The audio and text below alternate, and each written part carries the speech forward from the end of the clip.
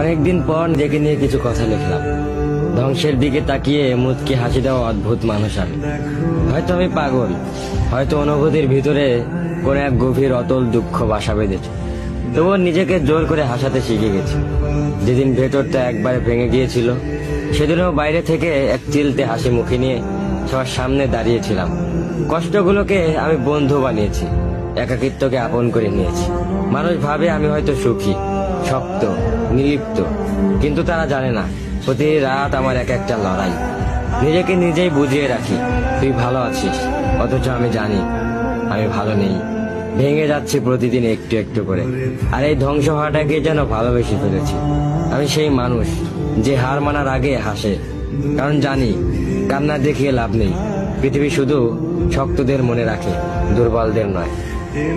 তাই আমি অদ্ভুত, আমি অনুভূতির আগুনে পুড়ে যাওয়া নীরব যোদ্ধা। আমার জীবন কোনো সুখের গল্প নয়, এটা নিঃশব্দ বিপ্লব, যেখানে হাসির আড়ালে লুকানো থাকে হাজারো না বলা কথা, ভাঙা স্বপ্ন, হারিয়ে যাওয়া আমি।